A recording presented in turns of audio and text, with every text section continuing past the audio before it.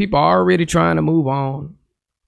I already knew that. No, you don't act like you knew it already, though. So the cop confessed that he played a role along with the FBI and NYPD to get Malcolm X assassinated. His security guards, people that do crowd control, were framed, and they weren't there, and Malcolm X got shot.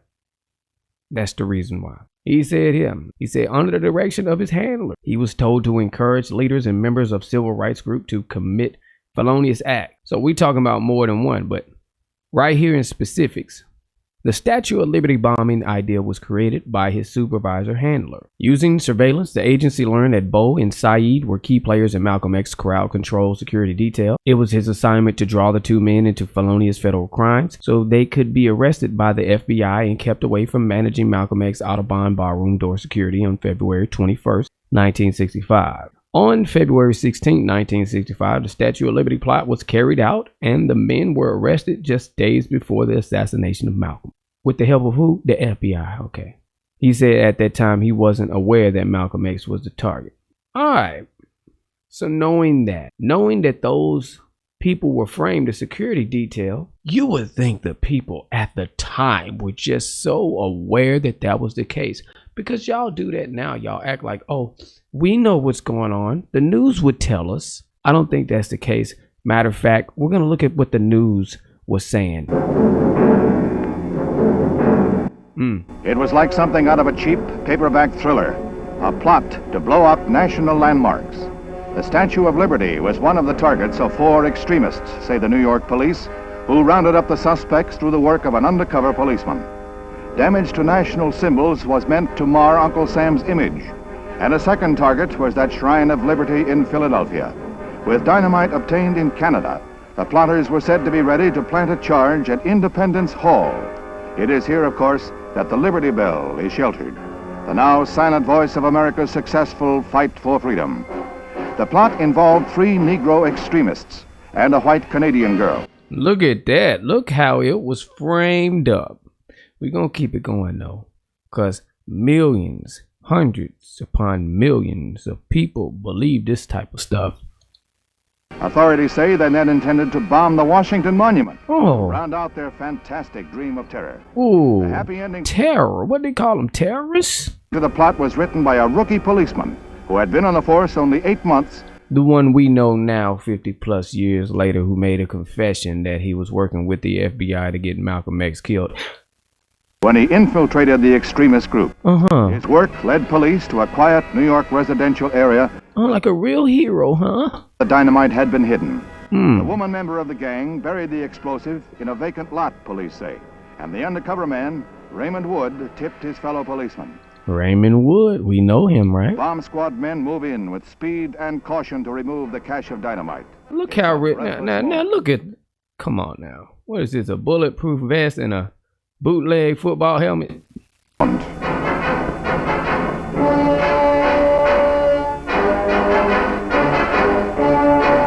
That, come on, man. The dynamite had deteriorated from the cold, and police say it could explode from a relatively mild shock. But with the extreme care of experts, the police successfully trucked the dynamite in their special vehicle to a vault at an army fort where it will be held for evidence. When they was behind it the whole time. Evidence against Robert Collier and one of his assistants, Michel Duclos of Montreal, who is affiliated with a group seeking independence for the province of Quebec. Another arrested was Khalil Saeed, who police say went to the Statue of Liberty to buy a model and further the plot with the 4th conspirator, Walter Bowe. The hero cop, his face hidden for future undercover work, is promoted on Oh, see that? So he gonna do it again. the spot to the rank of detective. A Promoted on the spot. happy climax to a bizarre story. And they promoted him again. So that's how the story is presented to everybody. Well, dang. I thought you were so woke. Thought you were so aware. All these old people, most of them dying out, believe this stupid lie. The man who gave him the dynamite over there killed himself, you see here. Man charged in bombing plot takes his own life. See here, no mention of how it was a setup. They just say, plot to blow up the Statue of Liberty. Statue of Liberty bombing plot foiled. Liberty Bell also targets 3 members of a Negro terrorist group and an attractive Canadian girl were seized today and charged with plotting to dynamite 3 of the nation's most famous symbols of freedom: the Statue of Liberty, Liberty Bell, and the Washington Monument. And we know the story. We heard him just say it. Basically the same thing going on, but notice how they say terrorist group. So then we have to say, well, what about Time Magazine? Time Magazine is going to set it all straight. No, Time Magazine going to say Black Liberation Front, a hot-eyed batch of pro-Castro New York Negroes got in touch with so they still pushing the same crowd. But in this little slant, they're posting pro-Castro. So that's what they call them. On the second page of the story, to the Black Liberation plotters, things seem to be going swimmingly. Little did they know that in their midst was an undercover agent, Big Ray Wood. Not a pro-Castro kook at all, but a New York rookie cop. So, downplayed them, made them look like bad people and terrorists. But this rookie cop here, who was COINTELPRO infiltrator, oh, he's the good guy here, is what they told you. Look at what the cop said. Routine case. I just tried to do my best. On the spot promotion. Detective, 3rd grade. Next day, they was even more impressed by Wood's performance. Upped him once more to detective, 2nd grade. There was nothing lucky about this case. An undercover man risked his life for months. See how it's framed? And he said, oh, I thought it was just another routine case. Right. But we know better now. So you see how far they're willing to go with the lie. You see Time Magazine was in on the lie, which would mean what? There's people we cannot trust, or there are people that do not have the credibility to sell certain stories without a level of scrutiny, without a side eye given to them.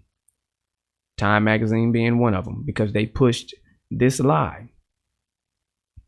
Those other news agencies, they push the lie, which would be mainstream news. This is what they do.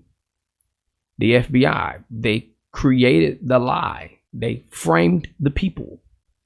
You cannot trust them in situations like this. In a general sense, you cannot trust them. And of course, the NYPD, because they also played a role in this. But it goes further. So this is what our government does. So then, when you see the combination of government and mainstream media news outlets, you get the following.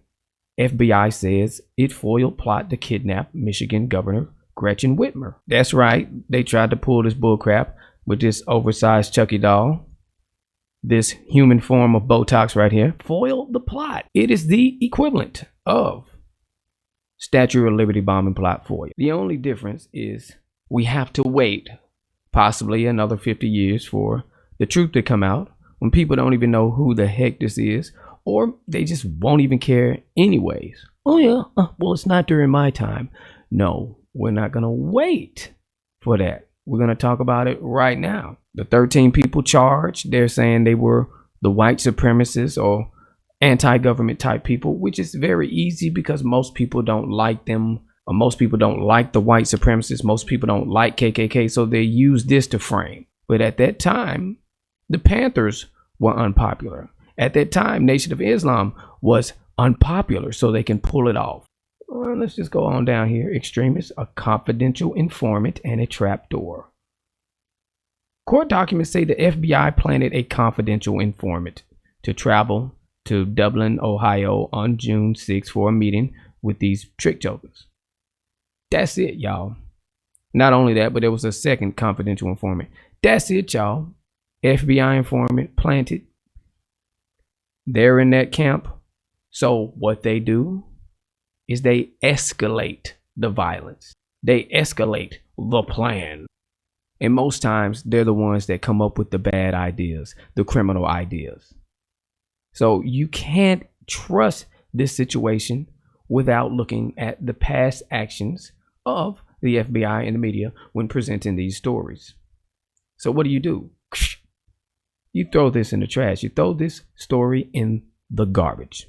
Unless they come out and say, now in the past, the FBI has done this. And in the past, the media has lied about this. And they present both sides. At least you get to see both sides, but they're not doing that. And this is the same crap you see with the Capitol. They keep bringing up the Capitol riot. Capitol riot is the same crap as this. But what they end up doing with these plots is they use it against everybody else and say, oh, this is why we need to take away people's freedom of speech online. They shouldn't be able to say whatever they want to say. It's influencing bad behavior. Or just going after people in a COINTELPRO type way. And that's on both sides, left, right, black, white, anything. Redsilverj, all I gotta say.